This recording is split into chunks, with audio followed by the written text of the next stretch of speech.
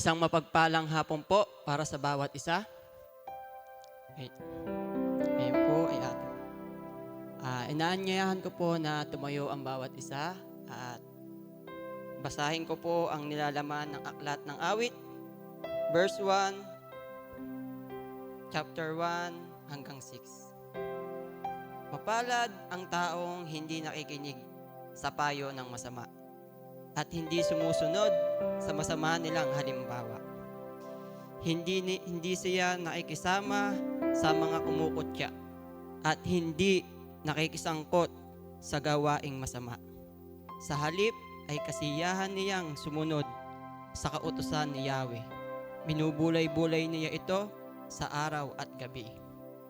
Katulad niya ay isang punong kahoy sa tabi ng isang batisan. Laging sariwa ang dahon at namumunga sa takdang panahon. Anuman ang kanyang gawin, siya'y nagtatagumpay.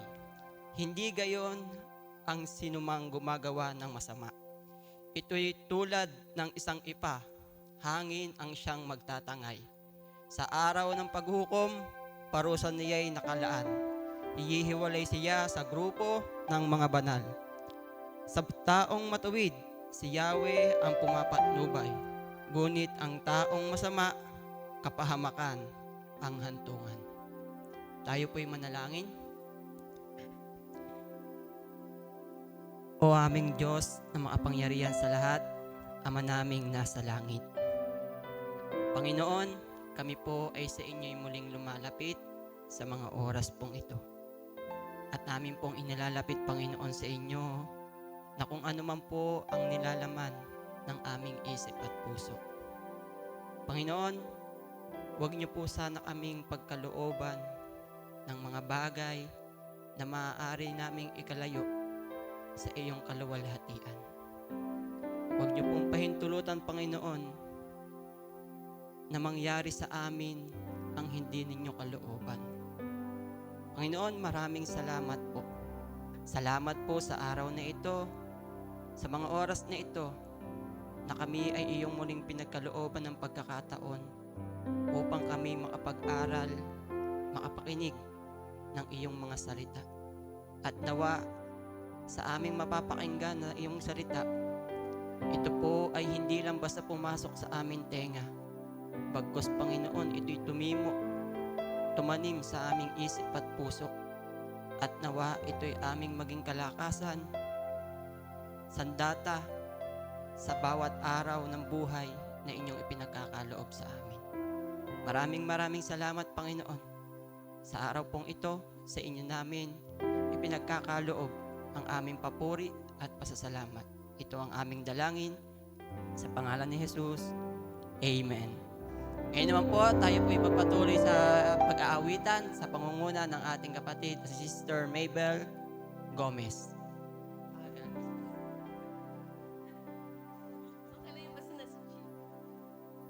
Sa magpagpalang hapon po, isang magpagpalang hapon po sa bawat isa. Magandang hapon po. Yes. Ngayon po, nandito po muli tayo sa ating prayer meeting. Sama-sama po tayo mag-awitan para sa ating nag-iisang Diyos sa buhay. Sabi nga po sa kanta, katapatan mo, O Diyos, tunay at dakila. Ang pag-ibig mo'y walang hanggang at walang kapantay.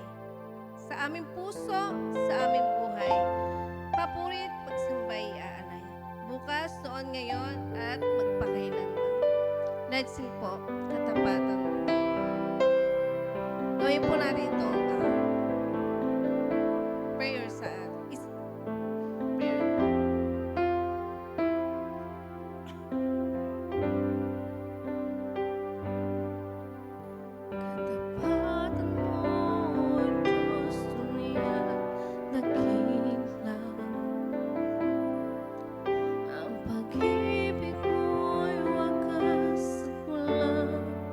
Kapantay sa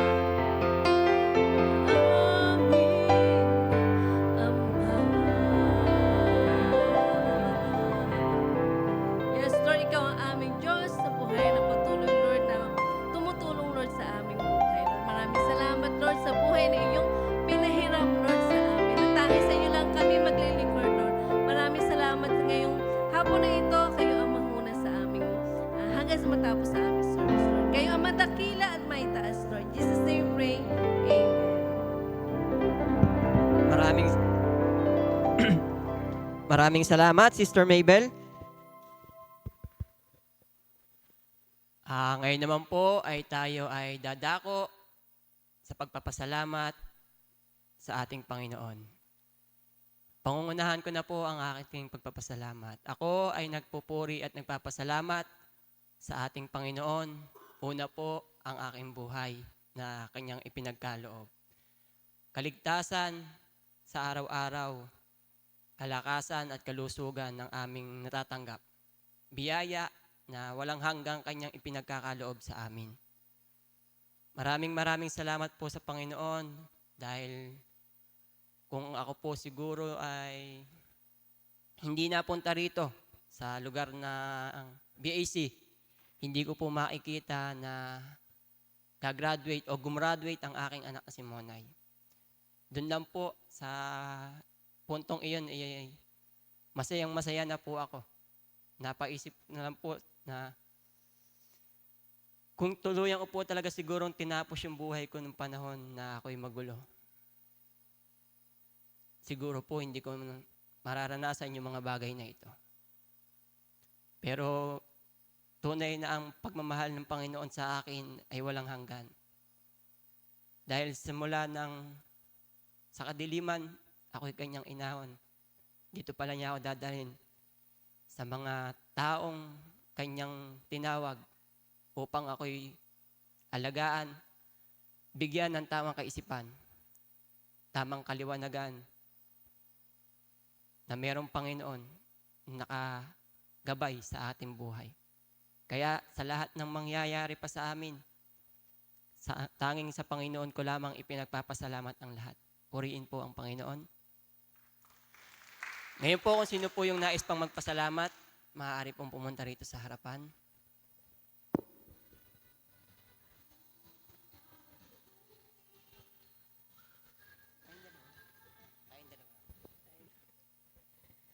Magandang hapon po muli. Nagpapurit, magpapasalamat po ako kay Lord, especially sa aking asawa. Yun. Kasi po, ang aga, teka lang.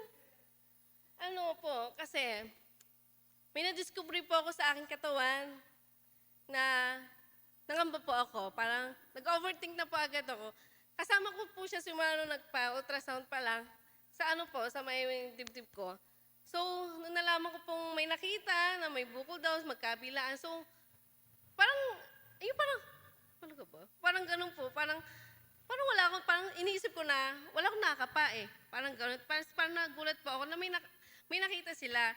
So, ayun po, sabi ng asawa ko, sige, kahit saan mo gusto magpupunta sa ospital, samahan kita. Kahit sa Maynila or, syempre magsa-second opinion kami. Ayun po, nagpunta po kami sa PGH kasi nandun po yung tita namin, si Tita Pami. Araw-araw po, tuwing may schedule ako, 3:00 po kami nagigising. Minsan po, 12:00, 1:00 gising pa siya. Pero sasamahan niya po talaga 3:00. Noong una po kasi nagsasakya kami. Alam po, syempre po first time, ang daming huli. Ang daming huling nangyari sa amin. Sabi nga po namin, pagsubok to, ang daming challenges kasi gusto niya po matry mag-Manila. So, simula po nung hanggang nakadalawang po kami, huli, dahil iba po pala talaga sa Maynila, hindi lang basta kamukha dito sa Bulacan.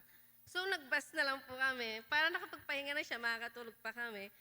So, pinagpapasalamat ko po kay Lord sa, nung time na na-discover ko to, kasama ko na siya. Hindi ko na-discover. Sa Japan ako, mag-isa, nagtatrabaho. Na kasama ko na siya na parang pinagdama din siya sa akin na hindi ako nag-isa sa naramdaman ko. Maraming salamat kay Lord kasi hindi siya emotional. Piling ko wala siyang pakialam sa akin minsan, pero syempre lalaki. Parang siya yung nagpapataas ng confident ko na, hindi, wala yan. Ano lang yan, baka jeans lang, dahil babae, ganyan. Baka syempre, ayun po, siya po talaga nag-encourage sa akin. Ako naman, hindi, baka mamaya, ginto, minsan, naaway ko siya. Sabi ko, parang wala naman itong reaction. Pero ayun po, simula na pong kahapon, last po kami nagpa-check up. Good news po dahil yung nakita naman po sa akin is ano naman po, benign. Tapos hindi naman po siya ganun kalaki. Obserbahan na lang daw po every year. Tapos sabi po ng babae, normal naman din po bilang babae. Tapos akala po nila may anak na kami. Sabi ko wala pa po, bagong pakasal lang kami. So ayun po, nakahinga na din po ako ng maluwag. Tapos sabi ko, di ba? Ano lang yan, parang nalakasan pa po talaga yung loob ko. Tapos nakahinga din po kami sa pabalik-balik na alas 3 na madaling araw kami bumibiyahe. Sabi niya, sa wakas Lord, thank you. Tapos kami bumiyahe sa PGH. So gusto ko lang pong i-appreciate ng aking asawa. Maraming salamat sa buhay mo, sa lahat ng pagkakataon. Ikaw yung nagsuporta sa akin, sa family ko. Kahit anong sabihin ko sa'yo, sige love, kaya natin yan. Sige go, susuportahan kita. Kaya ayun po, napakalaking blessings po niya talaga sa buhay ko. Nagpapasalamat po kay Lord na binigyan niya ako ng partner na open-minded sa lahat ng pagkakataon at may takot sa Diyos. Ayun po. Sa Diyos po ang papuwit pa. Salamat.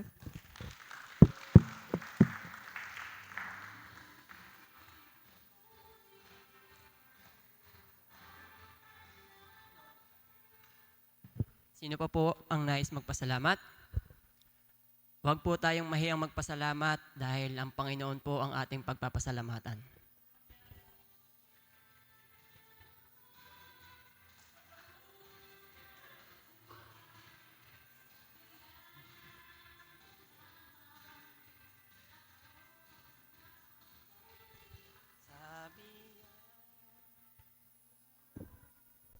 Magpapa-milk tea daw po si Mabel. Ade, ako po salamat sa Panginoon sa patuloy na kalakasan, improvement ng katawan ko.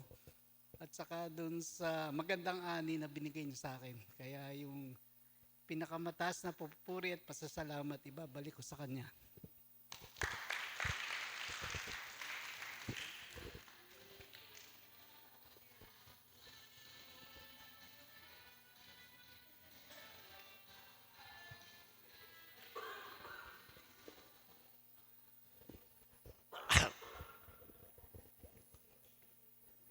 Nagpapasalamat din ako kay Lord kasi yung pinagpe-pray nyo para sa akin ay negative.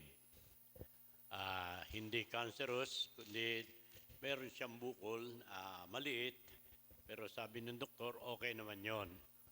Kaya lang, meron nag-usapan namin, kasama ko si Sher at si Dayan sa loob, kausap namin yung doktor, ay may sinabi siya sa akin na kung hindi siya naniniwala sa edad ko dahil sabi niya, malakas ka. Pero meron kang pwedeng maging gamot para sa yun na yan dahil may bukol yan sa loob ng yung prostate. Yun ay katagalan ay lalaki. Dahil dito nagsimula ka ng 5, 4, pagtapos 8, naging 12, papalaki yan.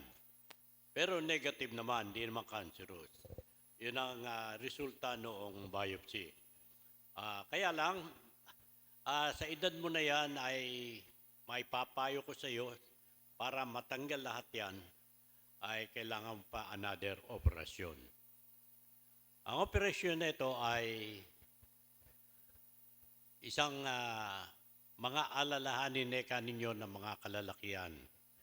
Pero ikaw kaya mo sa edad mo na yan at sa iyong tindig, sa iyong katawan, kaya mo ang operasyong ito. Aalisin natin ang iyong prostate para di ka mag-alala. Kasi later on, kung bibigyan kita ng gamot para huwag manatili ang laki noon, mag-aalala ka pa rin. Paano kung hindi mapakalimutan mo gamot, lumaki? At kapag lumaki, magkakaroon yan ng tinatawag na magkakaroon ng epekto yan, magkakaroon ng mga cancer cell sa paligid at yun ay magsisimula doon. Yun ay maaaring taon ng bilangin pero mag-aalala ka pa rin. Kaya sabi niya para hindi ka mag-alala, Ngayon pa lang, agapan na natin yan. Ara, hindi na magkaroon ka ng anumang problema. Nag-iisip ako dahil sa another operation, napakahirap. Ngayon pa man, ipaubaya ko kay Lord ang lahat nito, pero alam po ninyo, tuwan-tuwan lahat ng kasama ko. Yay! Tuloy yung operasyon. Okay ho yan. Pambira, hindi naman sila may katawan na ano. Oh. Ngayon pa man, pinag-aaralan ko pa rin dahil marami kong natanong at may nag-suggest time. Talagang iyan para wala kang problema sa iyong prostate dahil pag yung tumatanda, talagang lumalaki yan. Unti-unti. Kahit anong gamot ang ilagay, unti-unti yan. Baka mamaya maging tumor at kumalat, naging cancer. Mahirap na natin magapan.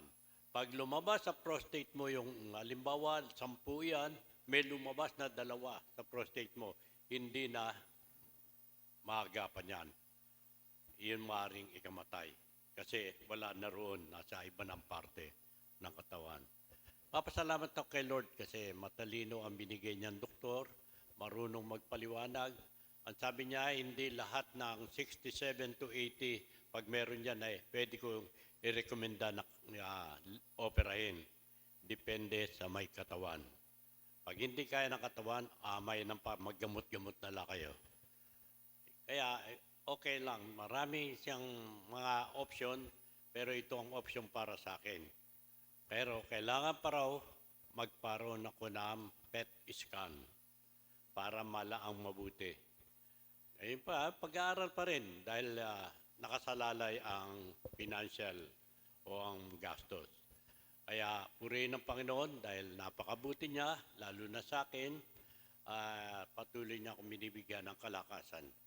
Dahil sabi nga niya, ikaw lang ang lalaki, lahat ng pina-examine ko sa iyo ay naging maayos. Nagsimula ka sa ECG, sa X-ray, MRI, at kung ano pa, puro negative. Kaya maganda ang pinagkaloob sa akin ng Panginoon. Salamat po sa Kanya.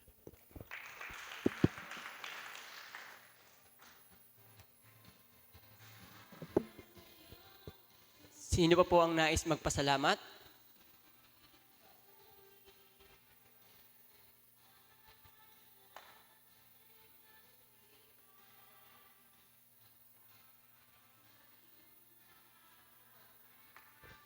Meron pa po ba?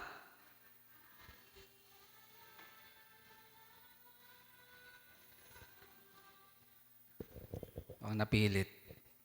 Hindi. Hindi po, hindi. Pinupuri ko at pinasasalamatan ng Panginoon dahil siya'y kasama ko, kasama namin sa lahat ng oras, sitwasyon ng aming buhay.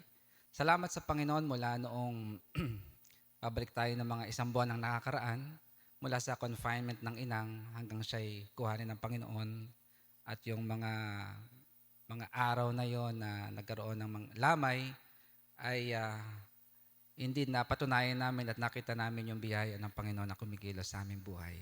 At sa lahat din ng iyon, sa mga pagkukulang, sa mga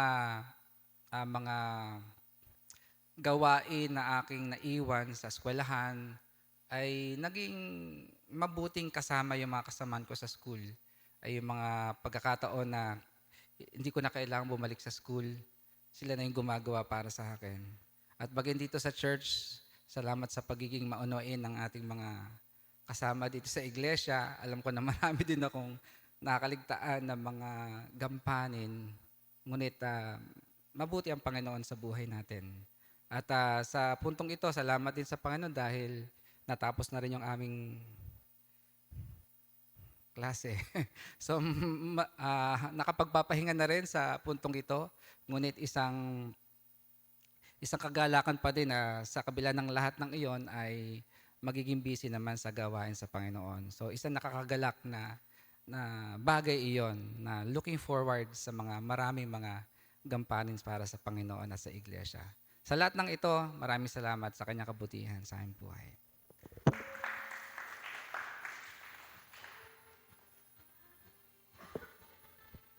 Sige po, kung kayo po ay nais pang magpasalamat, ito po ay atin na lang i-reserva para sa susunod na linggo. Ngayon po ay inaanyayahan ko na tumayo po tayo at tayo po'y manalangin.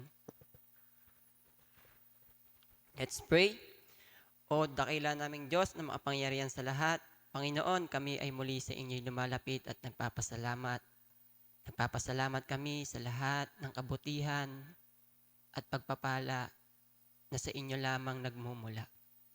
Salamat, Panginoon, sa pagbibigay sa amin ng aming mga pangangailangan, sa paglayo sa amin sa kahit na anong kapahamakan, trahedya o gulo na maaari naming ma-encounter sa araw-araw ng aming pamumuhay. Maraming salamat sa pagpo-provide ng aming makakain at ng aming mga pinansyal. Panginoon, maraming salamat po sa lahat ng inyong ginagawa sa aming buhay. Ito po ang aming dalangin sa pangalan ni Jesus.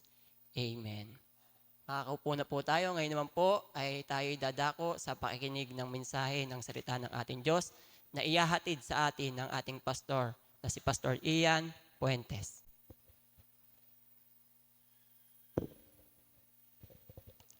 Maraming salamat, Vin. Magandang hapon po sa ating lahat. Good afternoon po. Good afternoon. Ayun, magandang hapon din po sa mga kapatid natin na hindi natin kasama ngayon kasi nga sabi nila madadaanan daw yung mga bahay nila mamaya ng prosesyon kaya baka maipit din sila sa traffic. Maraming salamat sa Panginoon kasi kahit wala kayo dito, alam namin na kayo ay kasama namin sa panalangin at sa Facebook Live. Ngayong hapon po na ito, magsisimula ang panibago nating tema sa buong buwan ng Abril na atin pong pinamagatang deliverance or actually maraming Tagalog po nito eh. Pero isa sa mga nakita naming definition ng deliverance is yung pagliligtas sa atin. Ito po ay patunay na dito po pinapakita sa team natin na ito, sa tema nating ito, kung saan ang Diyos ay gumawa ng paraan upang tayo ay maisalba sa pamamagitan po ng kamatayan ng Panginoong Jesucristo. Tayo po ay naisalba, tayo po ay naligtas sa tiyak na kamatayan or kapahamakan. At ang tanging paraan upang tayo rin ay maligtas ay sa pamamagitan ng pananampalataya lamang sa ating Panginoong Jesucristo. Ngayon, pag pinag-uusapan po natin yung salitang deliverance or pagliligtas, ito po ay merong dahilan. Kung bakit ba tayo i-deliver or bakit ba tayo ililigtas ay dahil sa salitang pagkakulong or pagkagapos. Kaya meron din po tayong subject na bandage breaker. Ito po ay connected sa ating subject na bandage breaker. Kung bakit po tayo merong deliverance ay dahil tayong lahat ay nasa estado ng ating buhay kung saan tayo ay nakakulong. Ngayon, pag pinag-uusapan po natin ang salitang pagkakulong, meron pong tatlong uri ng pagkakulong. Tatlong uri ng pagkakulong. Una is yung physical imprisonment. Ito po yung tao na nakakulong physically sa isang selda dahil sa ginawang kasalanan. Pangalawa ay yung tinatawag nating mental imprisonment, kung saan wala tayo sa physical na bilangguan, ngunit tayo ay nakakulong sa negative thought. Yung isipan natin, laging merong problema. Yung lagi nating iniisip, kailan kaya, paano kaya, may magagawa pa kaya, makakabangon pa ba ako, makakaalis pa ba ako sa sitwasyon na ganito. Sa madaling sabi, wala tayo sa kulungan, ngunit daig pa natin ang nakakulong dahil hindi natin magawang sumaya. Meron po bang nakakaranas ng pangalawa? Pangatlo, yung tinatawag nating eternal condemnation. Ito po yung eternal condemnation, ito po yung parusa sa lahat ng tao dahil sa kasalanan. Ito po yung sinasabi nating tayo'y maliligo. Ngayon po kasi tayo ay Holy Week, yung iba naliligo sa dagat, itong eternal condemnation, tayong lahat ay maliligo sa dagat-dagatang apoy. At kahit alin man po tayo sa tatlong ito, yung iba sa atin marahil tatlo ang meron tayo, kahit meron po tayo isa sa tatlong ito, isa lang din ang nais natin. Walang iba, kundi ang makalaya. Amen? Amen. Dahil wala pong isa sa mga pinakamagandang pwedeng mangyari sa buhay ng isang tao ay ang magkaroon ng kalayaan or maging malaya. Isipin niyo po yan, ito po yung halimbawa ng pagiging malaya. Yung gigising ka sa umaga nang hindi mo kailangang magmadali or mag-set ng alarm clock dahil wala ka ng pasok. Di ba ang sarap? That's freedom. Yung gigising ka sa umaga, na pagkagising mo, meron nang nakahandang almusal. Di ba ang sarap? That's freedom. O, yun po ay kalayaan. Yung gigising ka, tapos matatapos yung buong araw nang hindi mo naririnig yung asawa mo. Yun ay kalayaan. Sa mga lalaki, kalayaan po yun, yung hindi nila naririnig na nagpuputak yung kanilang mga asawa, hindi nagagalit ng buong araw. Ang tawag doon, kalayaan. That's freedom. That's part of freedom. Yung naiisip mo na kahit mahirap ka, pero alam mo that the Lord will provide, that's freedom. That's peace. Meron tayong kalayaan. Yung gigising ka sa araw-araw na hindi ka stress dahil alam mo na mahal ka ng asawa mo, that's freedom. Amen. Amen na amen. Pag sinabi po nating freedom, baka magkaroon po tayo ng kakaibang implication ng freedom. Freedom is not a license to do whatever we want. Kasi minsan, kapag hindi tayo pinayagang mag-boyfriend, iniisip natin wala tayong kalayaan. Pag inisip natin, pag hindi tayo pinayagan doon sa gusto natin, wala tayong freedom.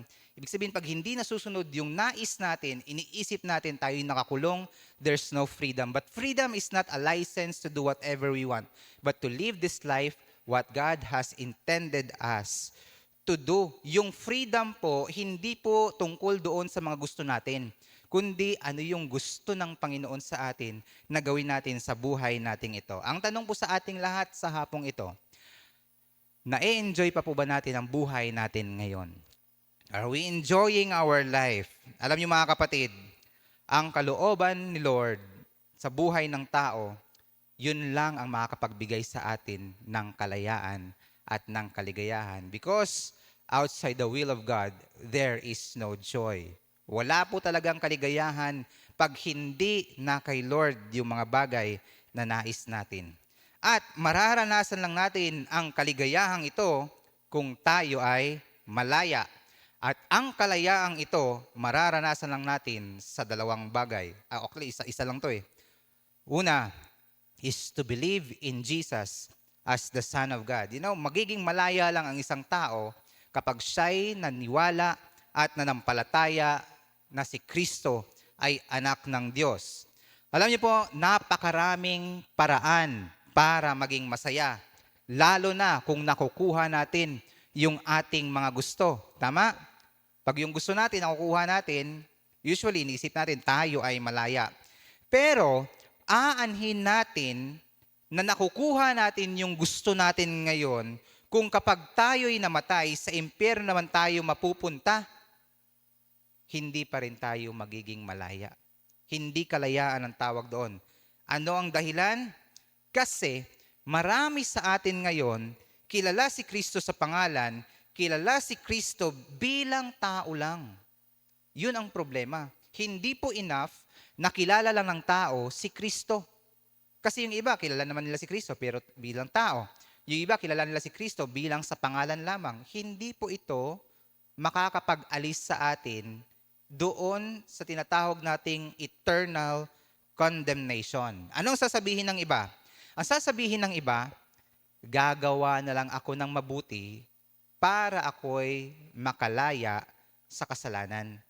Gagawa na lang ako ng mabuti. Holy Week ngayon, alam nyo, maraming tao gagawa ng mabuti ngayon para sila'y makaligtas sa tiyak na kapamakan. Na para bang iniisip ng tao ngayon, kaya kong bilhin ang kaligtasan. Kaya kong pagbayaran ang Diyos. Ano ang sabi ng Panginoon?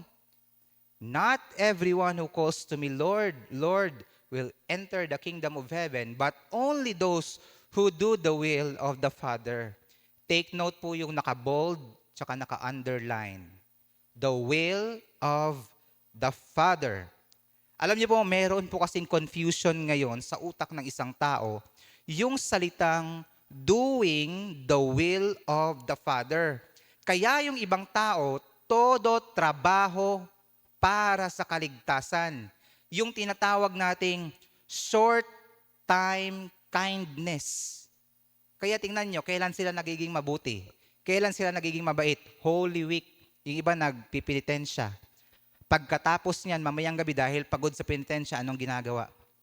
Nagiinuman. Short time kindness. Ito yung ginagawa ng iba kasi akala nila pag sinabing doing the will of the Father, paggawa ito ng mabuti. Hindi po ito paggawa ng mabuti. Tignan po natin, ano ba ang kalooban or sinasabi ni Jesus Christ dito na the will of the Father, to do the will of the Father. Ito po, ang sabi sa John 6:40. Ito po yung kalooban ng Ama. Tingnan po natin mga kapatid. For it is my Father's will that all who see His Son and believe in Him should have eternal life. May sinabi po ba ditong gumawa ka ng mabuti? Ito ang kalooban ng Ama, na kung sino man ang lahat ng nakakita sa anak at sumampalataya sa Kanya ay magkakaroon ng buhay na walang hanggan. Yun po ang kalooban ng Ama. Yun po ang dapat nating gawin, manampalataya kay Kristo bilang Panginoon. Paano po natin gagawing matuwid? Ito po yung tanong. Paano natin gagawing matuwid ang ating mga sarili sa pamamagitan ng paggawa ng mabuti ni isang araw hindi natin magawa-gawang isurvive ng hindi nagkakasala? Meron po bang isang araw sa buhay natin ngayon na hindi tayo nagkamali or nagkasala? Wala. Araw-araw tayong nagkakasala. Kung sa paggawa ng mabuti ang kaligtasan ng tao, baka nagkabaon-baon na tayo ngayon sa utang. Tanungin natin ang ating sarili, kung sa pamamagitan ba ng paggawa ng mabuti ang kaligtasan, magkano kaya ang utang ko? Tanungin nga natin yung katabi natin, magkano ang utang ko? Sa tingin nyo, magkano ang utang nyo kung sa pamamagitan ng paggawa ng mabuti ang kaligtasan? Kung based sa good works po yan. Alam nyo mga kapatid, walang sinabi si Jesus Christ sa Bible na bayaran mo ang kaligtasan mo. Ano alam nyo meron? Alam nyo anong kailangang bayaran? Sa Romans 6:23, ano ang may kabayaran? Kasalanan. Kasalanan ang dapat bayaran, hindi ang salvation. Dahil according din sa Romans 6:23, it is by gift.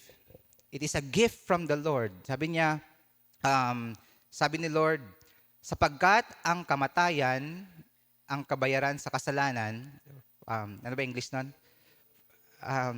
For the wages of sin is death, and the gift of God is eternal life through Jesus Christ. Regalo po yun, hindi natin kailangang bayaran.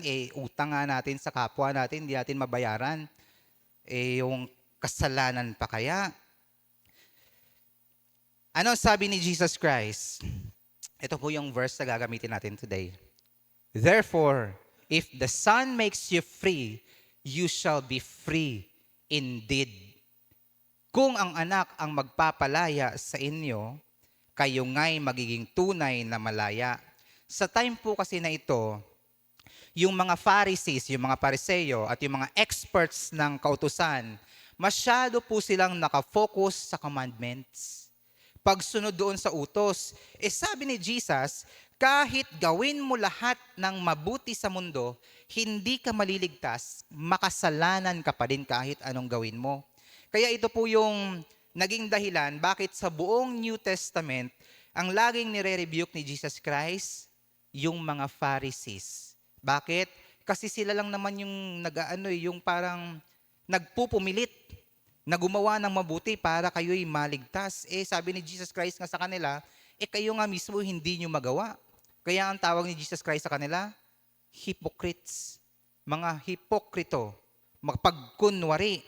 Ibig sabihin po niyan mga kapatid, kahit anong gawin ng tao, umiyak man siya, pagbayaran man niya ng kanyang buong ipon, ang kanyang kaligtasan, hindi po niya ito kayang bayaran. Tanong, nakakita na po ba tayo ng isang alipin na nagtrabaho, nag-ipon, at binayaran ang kanyang amo upang siya'y makalaya? Wala. Bakit? Kasi alipin ka. Wala kang karapatang bayaran ang amo mo. Kaya nga po, dito po papasok, nasasabihin natin, ang isang alipin, mamamatay siya bilang alipin unless meron pong tutubos sa kanya. Meron pong bibili sa kanya. At dito po papasok yung tema natin today na si Jesus as our Savior, our Deliverer. Kaya nga po, ang point natin sa hapong ito, na ang kaligtasan lamang ay nanggagaling lamang kay Kristo. Kaya nga sinabi ni Jesus Christ, if the Son makes you free, you shall be free indeed.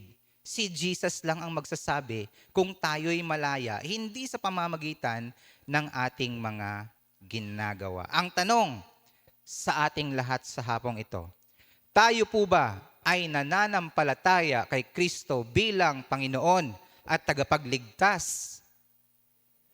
Ulitin ko po, tayo po ba ay nananampalataya kay Kristo bilang Panginoon at tagapagligtas? Sabihin nga po natin sa ating mga katabi, see you in heaven. Siyempre nananampalataya tayo kay Jesus. Siyempre, yun yung dahilan bakit tayo magkikita-kita sa langit. Pangalawa, kung ang pinag-usapan natin kanina is yung eternal condemnation, yung salvation, paano makakaalis doon, ngayon pag-usapan naman natin yung mental imprisonment. Yung hindi ka pisikal na nakakulong, pero ang isip mo nakakulong sa isang bagay. Problema man yan o anong bagay na siyang gumagawa ng paraan upang hindi tayo sumaya. Alam niyo po, ang stress, bahagi ng buhay. Sino ba naman dito hindi na-stress? Araw-araw kang papasok, may stress ka. Hindi ka pa nga nakakaalis ng bahay, stress ka na.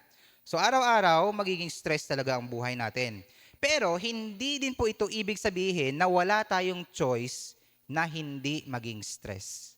Meron po tayong kalayaan na i-enjoy ang ating mga buhay. Ngayon, ano po ang halimbawa ng mental imprisonment? Unang halimbawa nito, yung tinatawag nating perpetual self-limiting beliefs. Ang hirap po nito intindihin pag hindi na-explain. Sila po yung uri ng mga tao na mayroong siniset na goal sa buhay. Halimbawa, mayroon kang gustong marating. Nang nandun ka na, hindi mo siya naabot. Kaya ka na-stress. Halimbawa, meron kang gustong baguhin sa buhay mo. Halimbawa, bisyo man yan. Nandun ka na. Malapit mo nang mapagtagumpayan pero hindi mo na naman narating. Na-fail ka. Sila po yung mga taong yon. Halimbawa, meron tayong mga kakilalang nag-move on na. Nung nag-move on na, tapos biglang bumalik ulit. Sila po yung mga taong tinatawag na mental, nakakulong mentally kasi meron silang goal na hindi nila makuha-kuha. Kaya hindi nila maramdaman yung kalayaan sa buhay nila. Pangalawa, yung vicious cycle, ito po yung pinag-uusapan natin sa bondage breaker. Generational curse. Ito po yung pattern sa buhay ng tao na hindi maganda na nauulit-ulit lang from generation to generation. Ang lolo ay, tawag dito, ang lolo ay mabisyo. Yung anak niya naging mabisyo, yung apo niya naging mabisyo, yung anak ng apo niya naging mabisyo. Generational curses, vicious cycle. Yung lolo ay lola, single parent, yung anak, single parent, yung anak ng anak, single parent, hanggang sa magpatuloy. Vicious cycle po ang tawag dito. Generational curses. Mga hindi magandang behavior na meron tayo na naipapasa-pasa, yung sinasabi nating nasa dugo natin to, yun po yung tinatawag nating generational curse. Isang bagay na nagiging dahilan bakit hindi tayo makalaya sa buhay. Pangatlo, yung tinatawag nating very common, anxiety and depression. It means thinking too much. Alam niyo, mahirap mabuhay nang nag-iisip ng sobra-sobra. Yung hindi pa nangyayari, iniisip mo na. Yung nakaraan, iniisip mo pa din. Lahat na lang bagay, iniisip mo. Yun.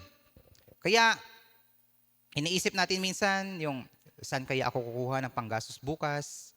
Paano kaya yung buhay ko ngayon? Paano ko mababayaran to? Paano kaya makakabangon yung pamilya ko? Iilan lamang po ito mga kapatid sa mental imprisonment na tinatawag natin na marami sa atin ngayon hindi pa rin magawa-gawang makaalis. Pero alam niyo mga kapatid, kahit anong imprisonment man yan, kayang-kaya po tayong alisin ni Lord sa mga bagay na ito. Because if we believe that Jesus can deliver us from death, sa stress ba kaya hindi tayo kayang alisin ni Lord? Kamatayan na po yun mga kapatid. Kaya tayong iligtas ng Panginoon. Ito lang, stress lang, hindi tayo makaalis. That's very impossible. There is no such thing as impossible with the Lord. Ang kailangan lang nating gawin, cooperation. Sabihin nga natin sa ating mga katabi, cooperation. Kailangan nating magtiwala ng buo kay Lord, lalo na sa kanyang mga salita. Kasi, kung si Lord willing na tulungan tayo, ang tanong, willing ba tayong magpatulong kay Lord? Yun yung problema eh. From time to time, the Lord is making a way, gumagawa si Lord ng paraan, pero tayo parang baliwala sa atin. Every day, I know and I believe, si Lord mismo gumagawa ng paraan araw-araw para matulungan tayo sa problema natin. Tayo lang yung ayaw makipag-cooperate. Kaya nga ang kailangan natin, cooperation with God.